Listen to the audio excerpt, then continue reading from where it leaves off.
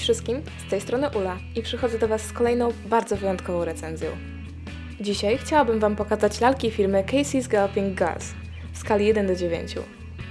Przyjechały do mnie aż ze Stanów Zjednoczonych i na początku chcę ogromnie podziękować Casey's Galloping Gulls za współpracę i przysłanie do mnie lalek, o których zaraz powiem Wam trochę więcej. Jak widzicie, obecnie dostępne są figurki przedstawiające kobietę i mężczyznę. To jak? Kto pierwszy? Gracie, bo takie jest jej fabryczne imię, mierzy 18,5 cm wysokości. Starsi kolekcjonerzy kojarzą ją pewnie jako Yvonne, produkowaną przez Zika Toys. To dlatego, że w ubiegłym roku Casey's Galloping Gulls wykupili ten model, wprowadzając kilka poprawek i oczywiście nowe imię. Lalka jest świetnie wyrzeźbiona. Ma naturalne proporcje ciała, co osobiście bardzo sobie cenię. Może jej malowanie firmowe nie powala dokładnością, ale sama twarz jest wyrzeźbiona bardzo ładnie. Lalka ma wprawione, dość gęste, ale również bardzo sztywne włosy o brązowo-czerwonym odcieniu. Jeśli komuś z Was nie odpowiada któraś z tych rzeczy, to można zamówić sobie głowę bez włosów oraz make-upu i podziałać samodzielnie. Głowa Gracie może być łatwo wymieniana, tak samo jak jej dłonie czy biust. Dostępne są 3 wielkości biustów. Mały, z którym lalka przybywa domyślnie, średni oraz duży. Natomiast jeśli chodzi o dłonie, to dostajemy Gracie z dłońmi półotwartymi, a dokupić można jeszcze pięści i dłonie otwarte. Wymiana jest dziecinnie prosta. Wystarczy lekko pociągnąć i wstawić wybraną dłoń.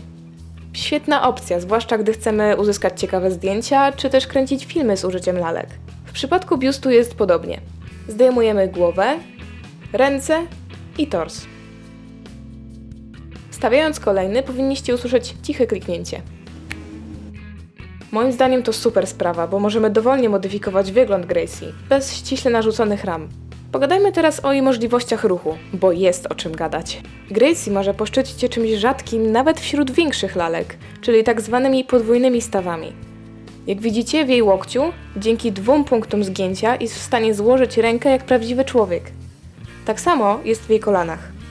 Poza tym ma szeroki zakres ruchu w barkach, rotację w ramieniu oraz sporo możliwości co do nadgarstków.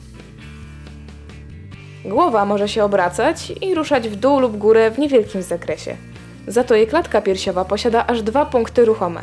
Dzięki nim może się dowolnie pochylać, zginać i obracać.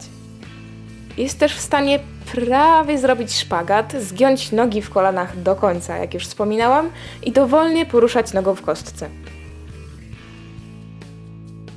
Warto zaznaczyć, że stawy nie latają luźno jak u wielu innych lalek, a pięknie trzymają pozę we wszystkich fazach ruchu. Wszystkie te elementy dają nieskończone możliwości ustawiania lalki w ciekawe pozy, a Gracie przygląda przy tym naturalnie i harmonijnie. Kilka minusów też się znajdzie. Poza kiepsko namalowaną twarzą, sam plastik, z którego została wykonana, pozostawia sporo do życzenia.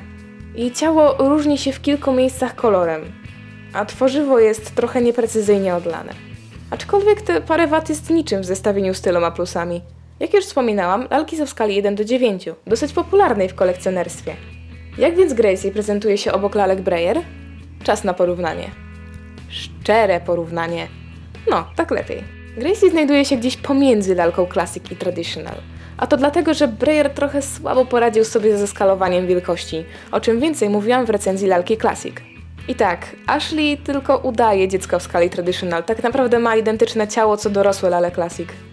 Wracając, od razu rzuca się w oczy ogromna dysproporcja w realizmie. Breyerowe dziewczyny wydają się mieć ogromne głowy i bardziej kreskówkowe twarze i proporcje ciała. Rozmiar stopy Gracie jest prawie identyczny jak Taylor, podobnie z dłońmi.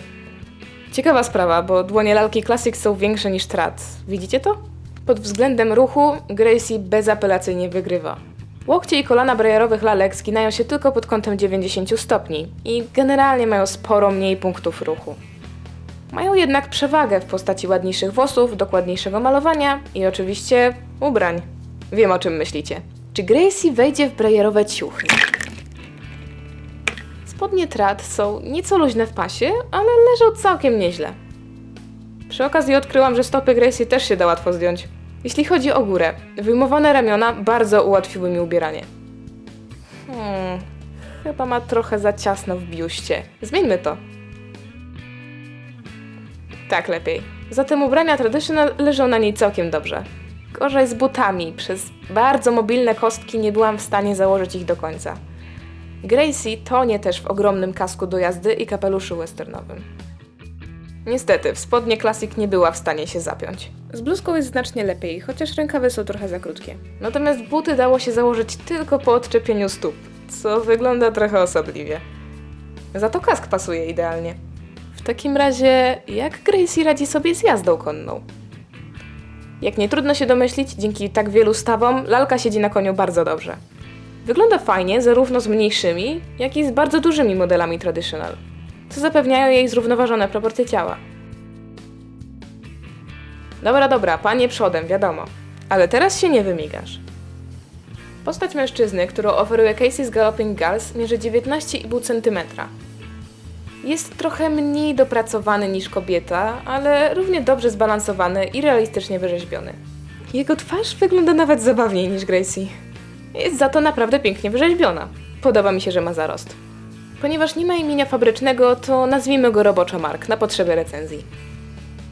Tak jak jego koleżanka, Mark posiada funkcję wymiennych dłoni. Wymienia się je tak samo, ale czy możemy poświęcić chwilę na podziwianie, jak pięknie są zrobione? Okej, dobra, lecimy dalej. Odkryłam przy okazji, że jego przedramię również da się zdjąć, co na pewno ułatwi ubieranie. Jeśli chodzi o ruch, Mark ma sporo mniejszy zakres niż Gracie. Głowa obraca się tylko w jednej osi, a za to rotacja w ramionach jest bardzo obszerna. Łokcie zgina pod standardowym kątem 90 stopni, dłońmi rusza dość swobodnie. Osobliwa jest natomiast część umieszczona w torsie. To spory staw kulkowy, który pozwala na dużą mobilność w klatce piersiowej. Chociaż topless to on raczej nie zrobi furory. Mark może całkiem szeroko rozstawić nogi, zgiąć kolano pod kątem prostym i swobodnie ruszać stopą. Tak jak w przypadku Gracie, poza średnio trafionym malowaniem, Mark zmaga się z różnymi kolorami części ciała i ogólnie kiepskim wykończeniem. Ma też śruby w plecach, ale ustaliliśmy już, że ganianie bez koszulki to nie jest jego przeznaczenie. Tak natomiast wygląda obok kolegi z firmy Breyer, kowala Jake'a. Ich ciała są zaskakująco podobne. Jake oczywiście, podobnie jak jego kuzynki, ma bardziej bajkowo-kreskówkową twarz i odrobinkę za dużą głowę. Wygląda jak młody chłopak obok dojrzałego mężczyzny. Możliwości ruchu panowie mają jednak praktycznie identyczne.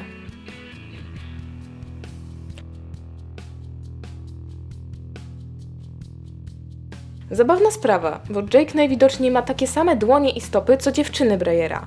I w porównaniu z Markiem te części ciała wydają się malutkie. W związku z tym Mark raczej nie zostanie kopciuszkiem. Za to spodnie Jake'a, mimo lekkiego luzu w pasie, leżą na nim naprawdę dobrze. To samo tyczy się koszuli w kratę. Aż żałuję, że Jake jest pożyczony. Będę musiała mu taką uszyć. Kask Traditional leży na Marku idealnie. Ale w kapeluszu również trochę się topi. Zobaczmy, ponieważ Mark to kawał chłopa, to na mniejszych modelach strat wygląda nieszczególnie. Ale w prawdziwym życiu facet 1,80 m też śmiesznie by wyglądał na małym koniku. Za to na większych tradach iż dużo lepiej. Naprawdę fajnie wygląda obok Jaspera. Co do dosiadu, nie mam zarzutów, trzyma się bardzo porządnie. No dobra, nachwaliłaś, nagadałaś, to teraz mów ile to kosztuje. I tu was zaskoczę, bo podstawowa wersja Gracie kosztuje $16,50, czyli około 50 zł. To 2 razy mniej niż przeciętna lalka Breyer. Tylko właśnie, dolary mówią jasno, że nie da się tych lalek zamówić w Polsce. Obecnie można je kupić jedynie na ich stronie 8-inch Superstore, w odpowiedniej zakładce. Ale spokojnie, kupowanie za granicą to naprawdę nic strasznego. Owszem, wysyłka to praktycznie drugie tyle, ale jeśli znajdziecie kogoś do zamówienia grupowego, to koszty się zmniejszają. To zaufany sklep, więc nie macie się czego obawiać. Wracając do lalek. Ja jestem z nich naprawdę zadowolona.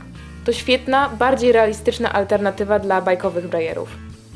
Nie tylko nadają się na opiekunów i jeźdźców dla naszych koni, ale i same w sobie są ciekawymi lalkami. Mam co do nich niezłe plany, na pewno będę ich przerabiać i ubierać. Dajcie więc znać, czy chcecie, żebym to nagrała. Na koniec chcę bardzo podziękować Marcie za to, że pożyczyła mi swoje lalki do porównania. No i oczywiście jeszcze raz ogromnie dziękuję Casey's Galloping Gals za te wspaniałe lalki i chęć współpracy ze mną. Szczerze wam je polecam, jeśli tak jak ja lubicie realizm. Muszę też coś wspomnieć o podejściu pracowników firmy.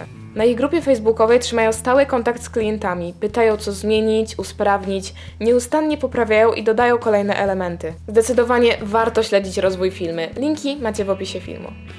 A wy? Co sądzicie o lalkach Casey z Galloping Gals? Piszcie w komentarzach. Wielkie dzięki za oglądanie i do zobaczenia w następnym filmiku.